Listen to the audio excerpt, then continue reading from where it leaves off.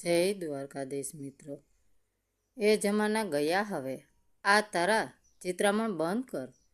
જિંદગી આખી કર્યા. હવે આમ પણ ઘરનું કામ શરૂ કરવાનું છે.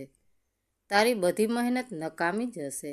દેવ દિવાળી પર આવે તે પહેલાં ઘર પાકું કરાવી લેવું પડશે ને. હવે તારા આ ગાર માટીના ચિત્રામણ તેને થોડા ગમવાના.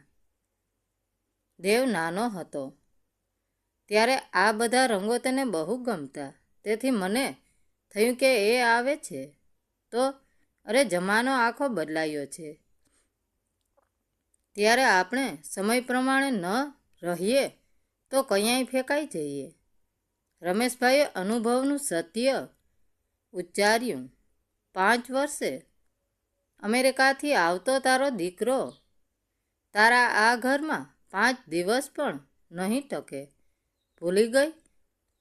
આ બાજુવાળા શિવલાલ માસ્તરનો દીકરો અમેરિકાથી મહિના માટે આવ્યો હતો, પણ 2 દિવસમાં બહાનું કાઢીને ભાગી ગયો હતો. આવા ઘરમાં તમે રહી કેમ શકો છો? આમાં કેટલા જંતુઓ બેક્ટેરિયા હોય કંઈ ખબર પડે છે? યાદ છે ને? આવું કેટલુંય ભાષણ કરીને રોકાયો નહોતો. ના ના, હું એવું નહીં થવા દઉં. હું તો મારા દેવુને ગમશે એ જ કરીશ. આખી જિંદગી ભલે ને ન બદલાય. હવે બદલાયું શું? એ તો એના દીકરાને એના સાસરે રહેવું હતું, તેથી બધા ઉધામાં હતા. મારો દેવું એવો થોડો છે. બધી માને એવું જ લાગતું હોય છે, પણ 100 વાતની એક વાત. આપણે દેવુને એવું કંઈ બોલવાનો મોકો જ નથી આપવો ને કોઈ જોખમ મારે નથી લેવું. બધું તેને ગમે તેવું કરી નાખીશ, પછી તો રહેશે ને. તું જોજે ને, આખા ઘરની શિકલ બદલી નાખીશ. હું કંઈ શિવલાલ માસ્તરની જેમ જૂનાને વળગી રહું એવો નથી. હા, અને પાછો તેનો 7 વર્ષનો દીકરો પણ ભેગો આવે છે. વહુને રજા નથી મળી એટલે એ નથી આવતી. ફોનમાં રોહન મને કહેતો હતો, બા હું તમારું ઘર જોવા આવું છું. પૌત્રની વાત યાદ આવતાની નીતાબહેનનો અવાજ ગળગળો થઈ ગયો તો રમેશભાઈની આંખો પણ કયા કોરી રહી શકી હતી. પતિ પત્ની એકબીજા સામે ધૂંધળી આંખોએ મૌન બની જોઈ રહ્યા. જરા વારે સ્રોત થઈ ને રમેશભાઈ બોલે, એટલે તો આ ઘર સરખું એટલે કે દેવુને ગમે તેવું કરાવવાનું નક્કી કરી નાખ્યું. આજકાલના છોકરાઓને જૂનવાણી થોડું ગમે. એમને તો બધી સગવડ જોઈએ. અને દેવુને તેના દીકરાને કેટલીય અને કેવી રીતો વાતો ઘર વિશે કરી હશે. તેથી જ તો નાનકડા રોહનને મને ફોનમાં કહ્યું હતું ને કે દાદા તમારું ઘર જોવું છે. મને પપ્પાએ કેટલી બધી વાતો કરી છે. દેવુએ મોટી મોટી વાતો કરી હોય અને પછી આવું ઘર જુએ તો નાના મારા દીકરાને જરાય ઓછું આવે એવું હું નહીં થવા દઉં. 7 વર્ષના પૌત્ર રોહનને પહેલીવાર જોવા મળશે. તેની મીઠી કલ્પનામાં પતિ પત્ની બંને ખોવાઈ રહ્યા. 5 વર્ષ પહેલાં દીકરો એકલો આવ્યો હતો અને આજે હવે દીકરા સાથે મૂડીના વ્યાજ જેવો પુત્ર પણ આવતો હતો. બંનેના હૈયામાં હરખ છલકાતો હતો. દેવાંગ ક્યારેક રોહન સાથે ફોનમાં વાત કરાવતો, પણ જેવો જોવા તો હવે મળશે. પૌત્રને પોતે શું આપશે, કયાં લઈ જશે, તેને શું ગમશે, શું નહીં ગમે, તેની ચર્ચામાં દાદા દાદી મશગુલ થઈ ગયા. પૈસાનો કોઈ પ્રશ્ન હતો નહીં, તેથી ઘરનું કામ ઝપાટાબંધ થવા લાગ્યું. રમેશભાઈ માથે રહીને દેખરેખ કરતા અને કારીગરોને કહેતા રહેતા, જોજો કન્યાએ કચાશ ન રહેવી જોઈએ. ઓ મારો દેવું, મારો દીકરો અમેરિકાથી આવે છે, તેને ગમે એવું કામ થવું જોઈએ. પૈસા પૂરા લેજો, પણ મને કામમાં વેઠ નહીં ચાલે. હા, કહી દઉં છું. મારો દેવું આવે છે અને માસ્તરના દીકરાની જેમ 2 દિવસ નહીં, એ તો પૂરા મહિનો રોકાવાનો છે. માસ્તર બિચારા સુધરી શક્યા નહીં, પછી બિચારા દીકરાનો શું વાંક? એ સગવડોથી ટેવાઈ ગયો હોય એટલે આવામાં ન જ રહી શકે ને. પણ હું કંઈ એવી ભૂલ થોડો કરું. રમેશભાઈ પોતાની જાતને સુધારો આપતા હતા કે પછી દિવાલો પર વારસોથી ટહુકતા મોર પોપટ અદ્રશ્ય થવા લાગ્યા. તેની જગ્યાએ લીસી સપાટ ચમકતી ડિસ્ટમ્બલવાળી દિવાલો શોભી ઉઠી. નીતાબહેન મૌન રહી. પતિની આ ધૂન જોઈ રહેતા પુત્રના રૂમનું તો ખાસ ધ્યાન રાખવું. વર્ષો સુધી સાચવેલું તેનું નાનું ટેબલ, જેના પર દેવુએ જાત જાતના રંગીન સ્ટીકરો ચોંટાડેલા હતા, જે બધા હવે અડધા ફાટી ગયા હતા, તો પણ નીતાબહેનને દીકરાની યાદગીરી માનીને આજ સુધી સંભાળી રાખ્યા હતા. તે કચવાતે મને કાઢી નાખ્યા. તેની જગ્યાએ સરસ મજાનું મોટું સનમાઇકાનું ટેબલ અને કાચનો મજાનો ફ્લાવર વાજ ગોઠવાઈ ગયા. એક ખૂણામાં ટેબલ નાનકડો લાકડાનો કબાટ હતો, જેને દેવ પોતાની જાદુઈ પેટી કહેતો. તેમાં અત્યાર સુધી તેને ભેગી કરેલ રંગીન લખોટીઓ, જાત જાતના ચિત્રો, સાપસીડીની ઘસાઈ ગયેલી રમત, રંગ ઉખડી ગયેલ તેના પાસાઓ, લાકડાનો ઝાંખા થઈ ગયેલું રંગવાળો ભમરડો, પતંગની ફિરકીમાં વીંટાયેલો થોડો ગુલાબી દોરો, તૂટી ગયેલો પેડાવાળી 2-4 નાની મોટરો, કેરમની થોડી કુકરીઓ, કપડાના ગાભાનો બનાવેલો એક દડો, ચાંદામામા માસિકના વર્ષો પહેલાના થોડા અંકો, જેના જીર્ણ શીર્ણ થઈ ગયેલા પાનાઓ હવામાં ફરકી રહ્યા હતા. આવો કેટલોય ભવ્ય અસબવા અત્યાર સુધી નીતાબહેનને દીકરાના સંભારણા તરીકે જીવનની જેમ જાળવી રાખ્યો હતો. એ માયા છૂટતી નહોતી. આજે આ બધું ભંગારમાં આપી દેવાનું હતું.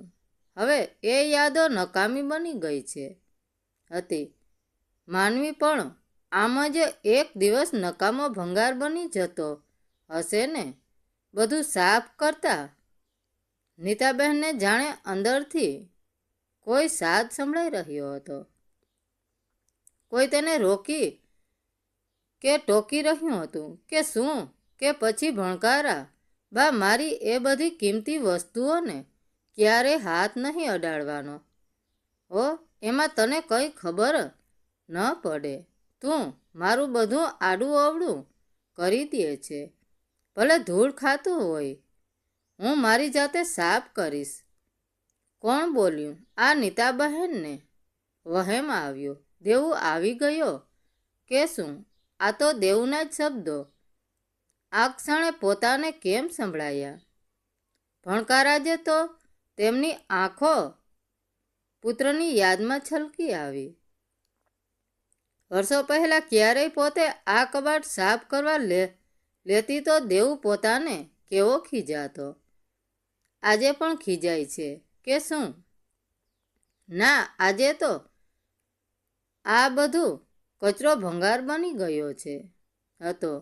ભારે હૈયે હળવે હાથે તેમણે મનમકમ કરી સાફ સૂકી આદરી પતિએ ખાસ સૂચના આપી હતી કે દેવનો રૂમ બરાબર સાફ કરાવવાનો છે. મહિનામાં તો ઘર અને આંગણું જાણે નવો અવતાર ધારણ કરી શોભી ઉઠ્યા.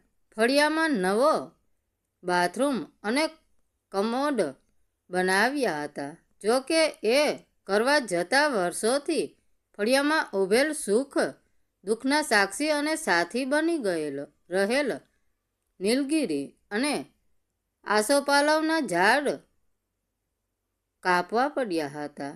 તેનો રંજ ઓછો નહોતો.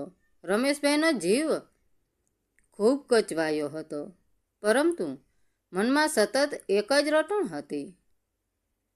શિવલાલ માસ્તરના છોકરાની જેમ કંઈક દેવું, પણ રમેશભાઈ આગળ વિચારી ન શક્યા. ઘરમાં ડાઇનિંગ ટેબલ, સોફા અને ખાટલાની જગ્યાએ ડબલ બેડનો મસ્ત મોટો પલંગ આવી ગયો. કંઈ કોઈ કચાશ ન રહેવી જોઈએ. દેવુને લાગવું જોઈએ કે હવે અહીં પણ બધું સુધરી ગયું છે. તેને રોકાવું ગમવું જોઈએ. ફરીથી આવવાનું મન થવું જોઈએ. પોતે બધું ચકચકાટ કરી નાખશે. ઘરમાં જૂની મોટી લાકડાની આરામ ખુરશી, જે પોતાને અતિ પ્રિય હતી, હંમેશા સાંજે ફળિયામાં નાખીને તેમાં બેસતી વખતે તે હાશકારો અનુભવતા આજે તેનો મોહ પણ જતો કર્યો. ના, જૂનું કંઈ ન જોઈએ. સગડી ચૂલા તો કચરાના ક્યારના નીકળી ગયા હતા. જૂના ફાનસ ઘરના માળિયામાં ઘા ખાતા હતા. તે પણ ભંગારમાં ગયા. હાશ, ચારે તરફ નજર ફેરવી એક હાશકારો નાખી રમેશભાઈ પહેલીવાર સોફામાં ગોઠવાયા. થોડું અડવું તો લાગ્યું, પરંતુ દેવુને આ ગમશે. બસ એ એક જ ધૂને મનમાંથી બધો રંજ તેમણે પ્રયત્નપૂર્વક કાઢી નાખ્યો. નીતાબહેન તો પતિની ધૂન મૌન રહીને જોઈ રહેતા હતા. ક્યારેય તેમનાથી એક નિશ્વાસ નખાઈ જતો હતો, પણ ઘરનું કામ પૂરું થતાં મન ખાવા પીવાની વાત પર પહોંચ્યું. પત્નીને બોલાવી બધી સૂચનાઓ અનેકવાર કહી સંભળાવી. તારી ગોળ પાપડી, ચેવડા અને મગજની લાડુડી, શક્કરપારા બધું ભૂલી જઈએ. પાછી હરખુડી પદુડી થઈને મારી ગોળ પાપડી બહુ સરસ બને છે, દેવુને બહુ ભાવે છે. એ બધી જૂની પુરાણી વાતો ભૂલી જજે. માણસે સમયની સાથે જીવવું જોઈએ. શું સમજી? હવે તેને એવું બધું ખાવાની આદત ન હોય. તે યાદ રાખજે. નીતાબહેન શું સમજે?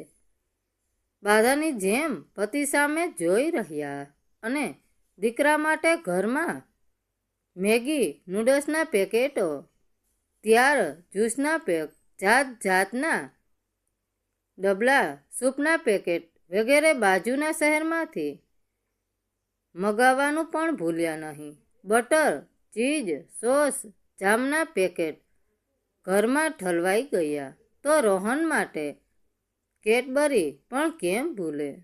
દેવું અહીં હતો ત્યારે તેને લીલા નાળિયેર અને ગોટીવાળી સોડા પીવાની બહુ આવતી. રમેશભાઈને થોડા લીલા નાળિયેર લાવી રાખવાનું મન તો થયું. તે લેવા પણ ગયા, પરંતુ આવ્યા ત્યારે નાળિયેરને બદલે હાથમાં ટ્રિકસની બોટલો, થમ્સઅપ અને પેપ્સી હતા. નીતાબહેન એ બોટલોને તાકી રહ્યા. હવે તો એક દિવસ, બસ એક દિવસ. કાલે તો દેવું અને નાનકડા રોહનથી આંગણું કલ્લવ કરી રહેશે. 1 મહિનો પૂરો, 1 મહિનો ઘર ગુંજી રહેશે. દેવું કાંઈ શિવલાલ માસ્તરના દીકરાની જેમ થોડો 2 દિવસમાં ભાગી જશે. દેવ સાથે નાનપણમાં રમતા હતા તેમ પોતે રોહન સાથે પણ બેટ બોલથી રમશે. નાના, એ થોડો એમ ધૂળમાં રમવાનો છે. દેવ સાથે તો પોતે હાથમાં ધોકાનું બેટ અને દડો લઈને ક્રિકેટ રમતા હતા. ધૂળવાળો દડો દેવું કેટલીય વાર ચડીમાં લૂછતો રહેતો. અત્યારે પણ તેમની સામે જાણે નાનકડો દેવું દડો લૂછતો દેખાતો હતો. જોકે હવે તો ફળિયામાં ધૂળ જ ક્યાં હતી.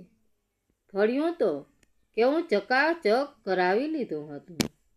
અમેરિકા વાળાઓને ધૂળની કેટલી નફરત છે એ પોતે કયા નહોતું જોયું.